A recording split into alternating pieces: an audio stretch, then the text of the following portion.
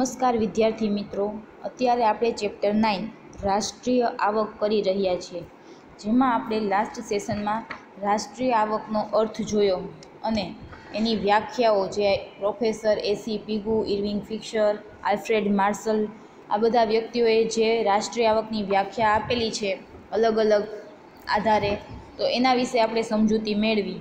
હવે પછીનો આપણો જે નેક્સ્ટ ટોપિક છે એ છે રાષ્ટ્રીય આવકના મહત્ત્વના ખ્યાલો. રાષ્ટ્રીય આવકના મહત્ત્વના ખ્યાલો, આમાં આપણને 5 ખ્યાલો આપેલા છે જે તમારા જાણ માટે, તમારા નોલેજ માટે છે. આ વસ્તુ એક્ઝામમાં પૂછાવાની નથી, બરોબર? પરંતુ કોને રાષ્ટ્રીય આવક કહેવાય, કુલ આંતરિક પેદાશ એટલે શું, શુદ્ધ આંતરિક પેદાશ એટલે શું, કુલ રાષ્ટ્રીય પેદાશ એટલે શું, માથાદીઠ આવક એટલે શું, તો આ બધા ખ્યાલોને સમજવા માટે એના વિશે આપણે થોડી માહિતી હોવી જરૂરી છે. તો એ માટે થઈ અત્યારે આપણે રાષ્ટ્રીય આવકના મહત્ત્વના જે ખ્યાલો છે એની સંક્ષિપ્તમાં નહીં પરંતુ ટૂંકમાં માહિતી મેળવીશું, બરાબર? તો સૌથી પહેલો આપણો જે ખ્યાલ છે એ છે કુલ આંતરિક પેદાશ, ગ્રોસ ડોમેસ્ટિક પ્રોડક્ટ, જીડીપી.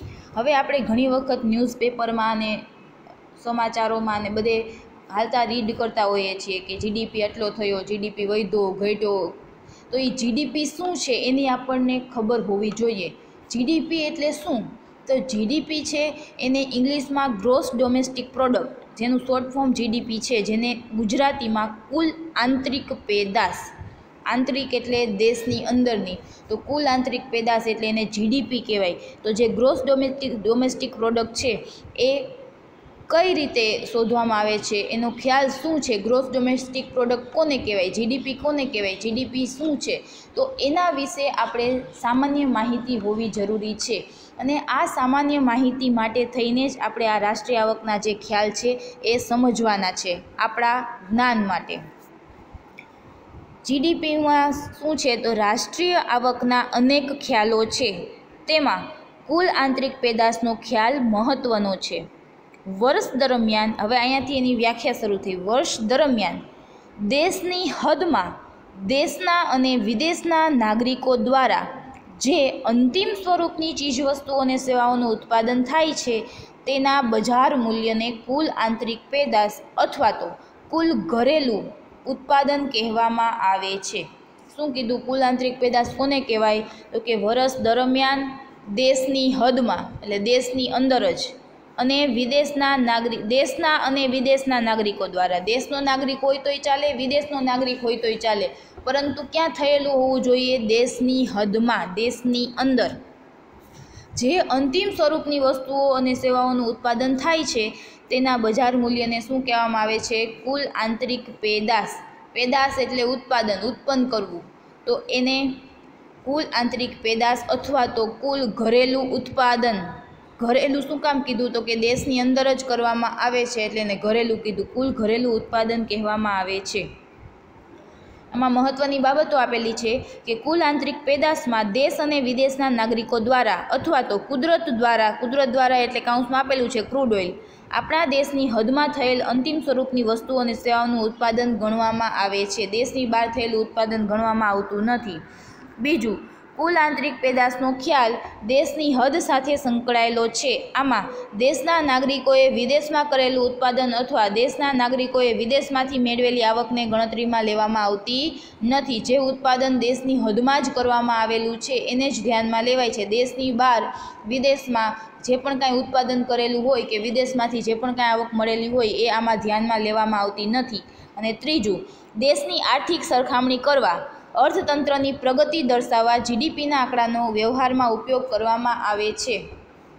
આનો ઉપયોગ ક્યાં કરવામાં આવે છે? તો કે દેશની આર્થિક સરખામણી, બે દેશોની જો સરખામણી કરવી હોય આર્થિક, તો એના માટે, અને અર્થતંત્રની પ્રગતિ, અર્થતંત્ર છે એ કેટલું આગળ વધ્યું તો એની પ્રગતિ દર્શાવવા માટે જીડીપીના આંકડાઓ છે એનો ઉપયોગ કરવામાં આવે છે. એના પછીનો બીજો જે ખ્યાલ છે એ છે શુદ્ધ આંતરિક પેદાશ. ઓલી કુલ આંતરિક પેદાશ હતી, હવે શુદ્ધ આંતરિક પેદાશ, નેટ ડોમેસ્ટિક પ્રોડક્ટ, એનડીપી. ઉત્પાદનની પ્રક્રિયા દરમિયાન વપરાશને કારણે યંત્રો, મકાનો, ઓજારો જેવા મૂડી સાધનોને ઘસારો લાગે છે. આ બધા જે સાધનો હોય એને શું લાગે? ઘસારો. એનો ઉપયોગ કરીએ એટલે એ સાધનોનો ઘસારો લાગે. અમુક સમય પછી આ સાધનો ઉત્પાદન માટે બિનઉપયોગી બની જાય છે અને અમુક સમય પછી શું થાય? આ સાધનો છે એની લિમિટ હોય કે અમુક સમય સુધી ચાલે, પછી બિનઉપયોગી બની જાય, એમાં રિપેરિંગનો ખર્ચ આવે. ત્યારે આવા સાધનો બદલવાની જરૂર પડે છે.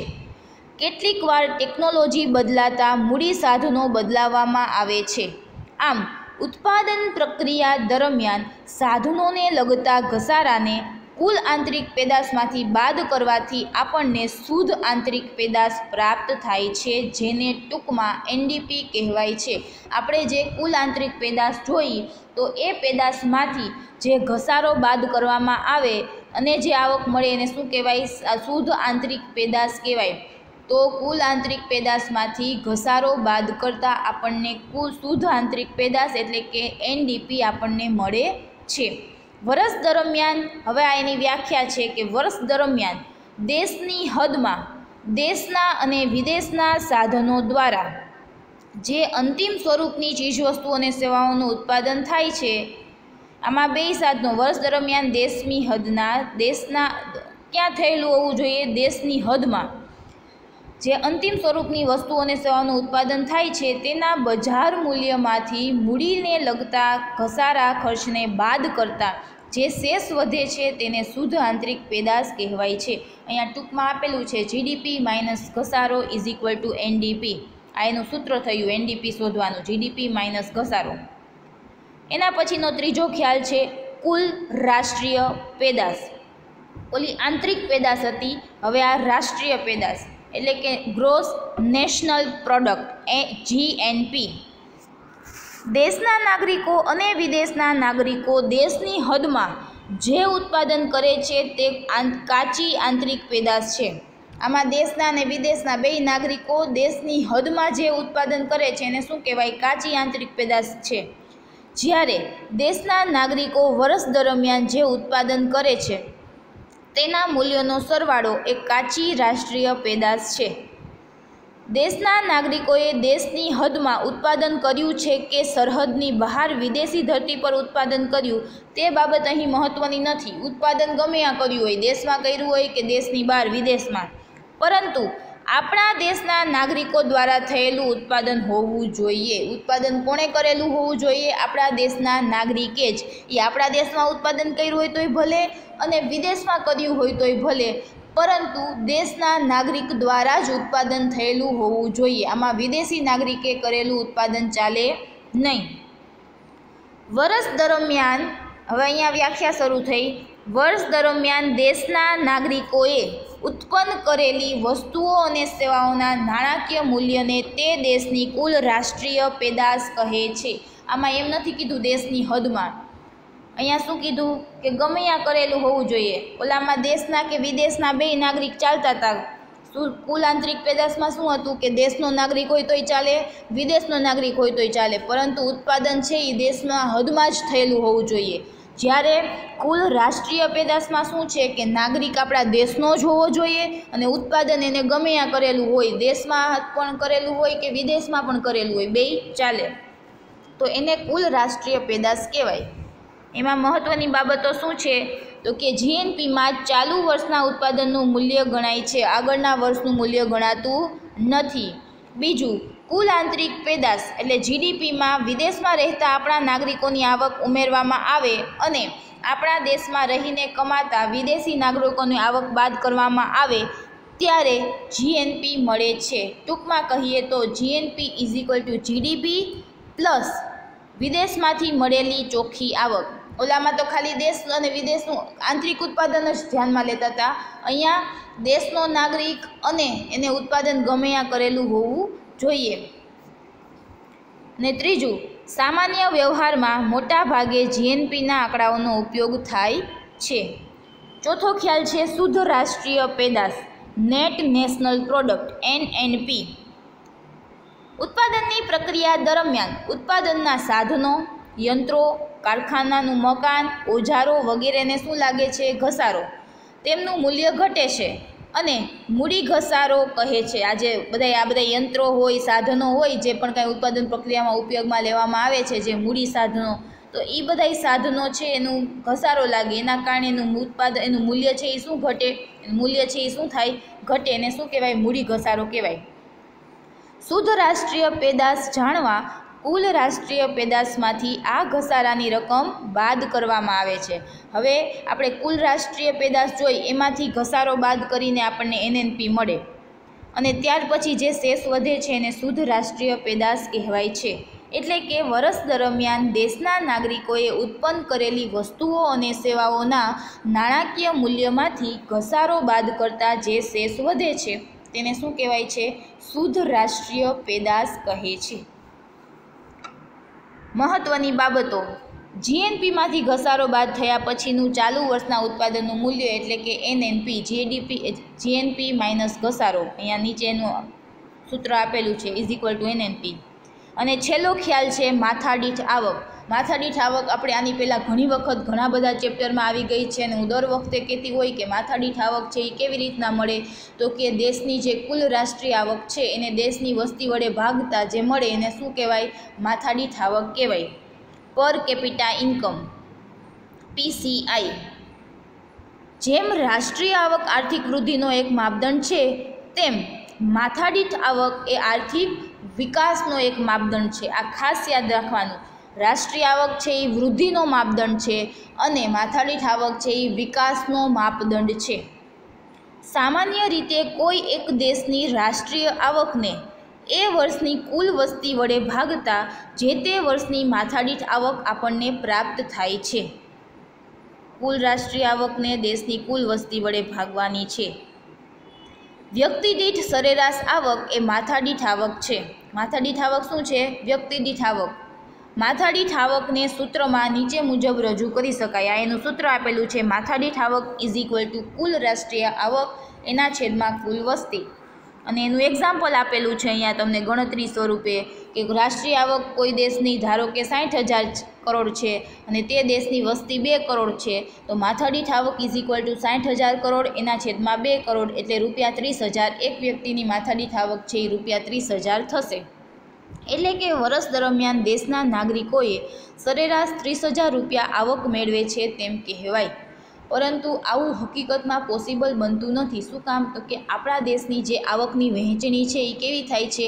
અસમાન થાય છે, જેના કારણે ગરીબો ગરીબ રહી જાય છે અને ધનવાનો ધનવાન બનતા જાય છે, જેના કારણે દેશમાં ગરીબી, બેરોજગારી, બેકારી જેવી સ્થિતિ સર્જાય છે. માથાદીઠ આવકને ચાલુ વર્ષના ભાવે રાષ્ટ્રીય આવકના માપથી ગણવામાં આવી હોય તો તેને ચાલુ ભાવે માથાદીઠ આવક કહેવાય. અને જો પાયાના વર્ષના ભાવે એટલે કે સ્થિર ભાવે ગણવામાં આવી હોય તો તે સ્થિર ભાવે માથાદીઠ આવક કહેવાય. જેમ માથાદીઠ આવક વધારે એમ નાગરિકોને પ્રાપ્ત થતી વસ્તુ અને સેવાનું પ્રમાણ વધારે. અને બીજા શબ્દોમાં કહીએ તો જીવન ધોરણ લોકોનું ઊંચું. જેમ માથાદીઠ આવક વધારે એમ દેશના લોકોનું જીવન ધોરણ ઊંચું છે એમ કહેવાય. હવે મહત્વની બાબતોમાં શું કીધું કે રાષ્ટ્રીય આવકના વૃદ્ધિ દર કરતાં જો વસ્તી વધારે હોય, વસ્તી વૃદ્ધિનો દર, તો શું થાય? માથાદીઠ આવકમાં ઘટાડો થાય. બીજું, માથાદીઠ આવક એ શું છે? સરેરાશ માપ છે. ચોક્કસ નથી કે દરેક વ્યક્તિઓને આટલી આવક મળતી જ હોય. દેશમાં આવકની વહેંચણી બદલાવા છતાં માથાદીઠ આવકમાં કોઈ ફેર પડતો નથી. જો દેશમાં આવકની અસમાનતા વધે તો માથાદીઠ આવક વિકાસનો સાચો માપદંડ નથી. આવકની અસમાનતામાં વધારો થાય, આવકની અસમાનતા મોટી તો માથાદીઠ આવક છે એ વિકાસનો સાચો માપદંડ નથી. માથાદીઠ આવક છે એ બધા વ્યક્તિઓને એટલા પ્રમાણમાં જો ન મળતી હોય તો દેશનો વિકાસ છે એ પૂરતા પ્રમાણમાં થતો નથી એમ કહેવાય. દેશની પ્રગતિનો સાચો માપદંડ રાષ્ટ્રીય આવક નહીં પરંતુ માથાદીઠ આવક છે. એ તો આપણને ખબર જ છે કે પ્રગતિ છે એ માથાદીઠ આવકથી થાય. જો દરેક વ્યક્તિઓને સારા એવી આવક પ્રાપ્ત થાય તો વ્યક્તિઓનું જીવન ધોરણ ઊંચું આવે. બાકી રાષ્ટ્રીય આવક તો માત્ર ટોટલ છે.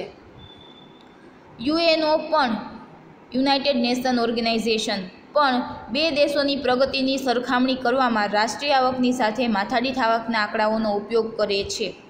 માથાદીઠ આવકથી બે દેશની તુલના કરી શકાય છે. અને છેલ્લું, માથાદીઠ આવકથી દેશના નાગરિકોના જીવન ધોરણનો અંદાજ મૂકી શકાય છે.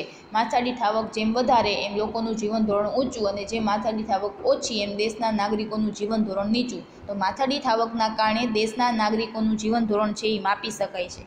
તો અહીંયા જે મહત્ત્વના ખ્યાલો છે એ પૂરા થયા. તમારે બધા ખ્યાલમાં માત્ર કયા ખ્યાલને શું કહેવાય અને એને આપણે વ્યાખ્યા સ્વરૂપે યાદ રાખવાના